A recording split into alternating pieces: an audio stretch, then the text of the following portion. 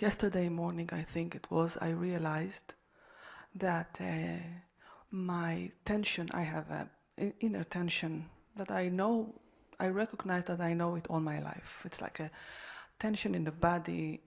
It is connected to most important relationships. I always feel it. And then I realized that the tension is caused by not accepting all of my emotions, all of them. And the reason was that I was never allowed to feel all my emotion when I was a child. And I'm not allowed to feel them right now also. It is like a loving relationship should be only loving. There is no place for hate or anger or jealousy or frustration. It's like a notion that this is how love should be. And then I have an inner tension whenever I feel something which is contradicting to that. And you're imposing this on yourself? No, it's like the common belief in my home and in many other homes, that this is how love should be. And then I realized that it's all wrong, and then I'm causing attention to myself because I am agreeing to something which I don't live actually. I feel all the human emotions, and I feel them right now, and I don't know what it is, and I feel that I need some clarification, and also I don't know how to combine that with a very, very sensitive, that I'm very sensitive to all kinds of cynicism, sarcasm, little words, all of that. It's like scratching my skin, and it happens everywhere. So I feel that, and I was asking maybe you can clarify some. When someone is sarcastic to you or cynical, and you feel hurt, what feels hurt? It can be also between two other, when people talk to each other over there and they are sarcastic to each other, I feel the same, not only toward me. But let's take an example when someone is... Yeah, it's more because it's a little more intense. More intense. Yes. It's easier to see.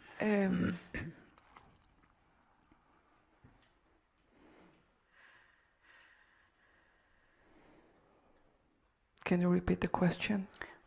When someone is sarcastic or cynical to you, what is it that is hurt? I don't know, but I feel a contraction, a very strong contraction in my body, and I get and I have this. I feel hurt. I feel ashamed. I feel so anger. That's the answer to the question. I said, "What is it that feels hurt?" And you said, "I feel hurt." Yes. Tell us about that I.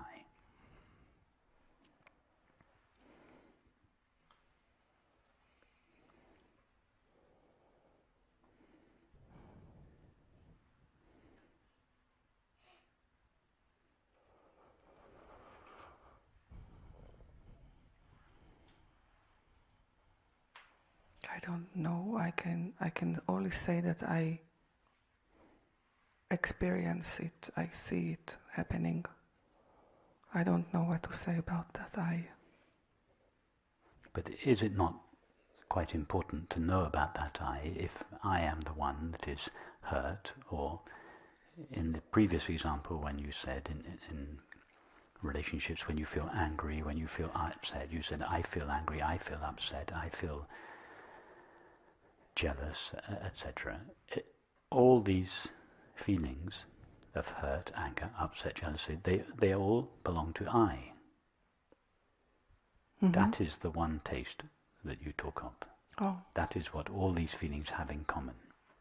So it's not actually necessary to know in detail about the hurt, the anger, the jealousy, because they all share I. Yes. So, tell us about the I. The one that is hurt. The one that gets upset. the one that is jealous.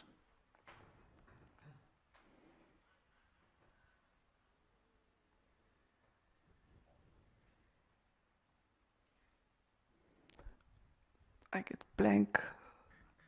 I don't see anything.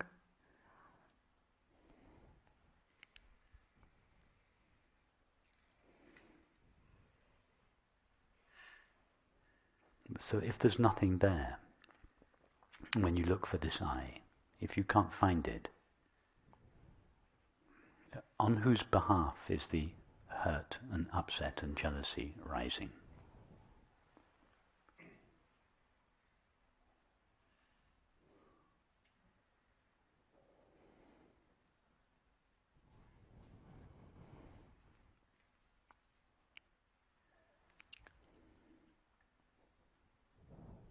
I don't know. I search for it in the body. It's not in the body. It's not in the thoughts. It's not in the emotion itself. I don't know. Tell me about it. And yet all your feelings are rising on its behalf. Yes.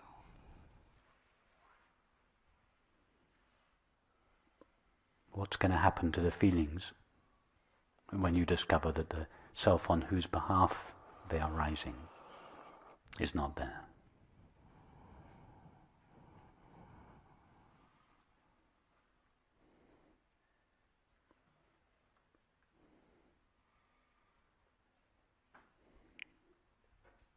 It's the same as I started. It's like, I don't know, it's like nothing. Let's try an experiment. This is just a game. I don't mean what I'm going to say. Okay. I really dislike your pink trousers. Yeah? No. You heard those words, yeah? And Elspeth heard those words, yeah? Mm-hmm. You are hurt by them, but she's not. Mm-hmm. Why? You both heard the same words.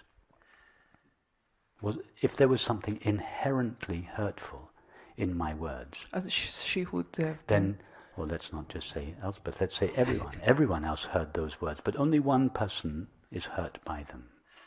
Now, if my words were really hurtful, if they were inherently hurtful, in other words, if the hurt was in the words, then everyone would be equally hurt by them. But they're not. No. So the hurt cannot be in the words. Why are you hurt? I know you're not hurt by them, but pretend that you are.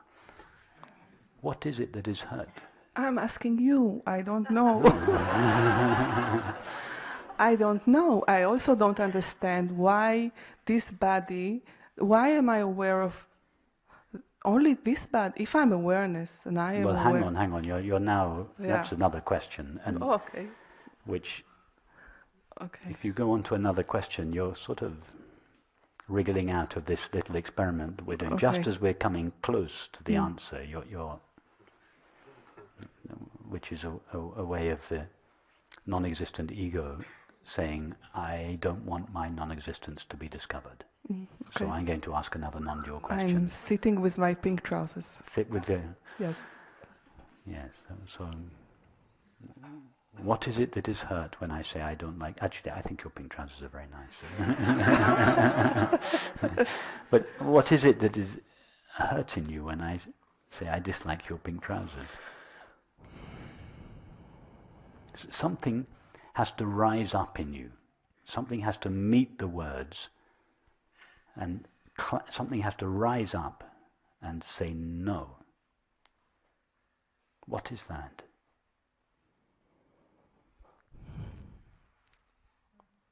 I don't want to say the separate self because it's not the separate self. Well, it's a combination. It is the separate self, but when you look for the separate self, it's a culmination of things, of thoughts and feelings. No, it's not a thought. A thought cannot be hurt right. by my words. Can a thought ever be hurt? No. Can a sensation be hurt? No. Can a feeling be hurt? No. What is being hurt? So Awareness is obviously hearing the words. Can awareness be heard? No. What is being heard? I don't know. Well, until you find it, just stop being heard. Stop getting upset when people say things to you or when you hear people say things, until you can find the one that is upset. If you ever find that one, then you can legitimately be upset. But until you find it, just stop being upset and reactive. It's funny. You like saying the wind don't blow. It happens. It's like saying to the wind don't blow. I mean, it happens. It's arising all the time. Emotions are arising. But it's only arising because the non-existence of the separate self has not been clearly seen.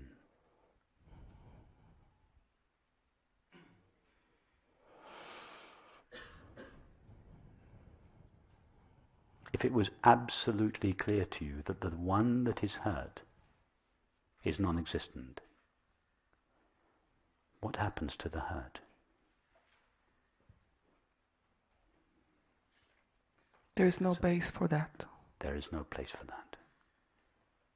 So next time you hear someone being sarcastic or cynical, either to you or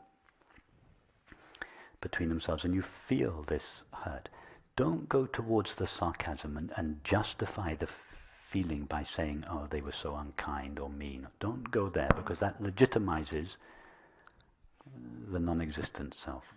Ask yourself, be happy that the feeling of hurt has been provoked, because it is your opportunity.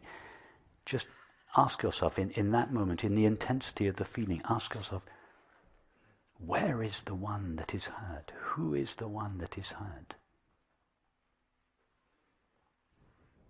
And spend time trying to find it.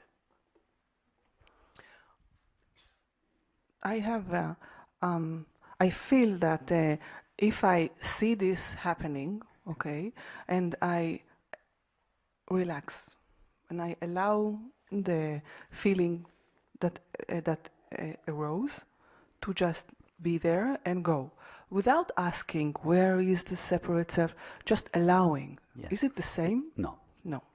If you just allow it to rise up and go, it will rise up and go, and then the next time someone is cynical or sarcastic, it will rise up again, and it will go on and on and on, rising up again in response to things that people do or don't say, until you recognize the non-existence of the one that is heard. So no, it's not enough just to say all this appears in open, empty awareness. It's just arising. Okay. Be more investigative.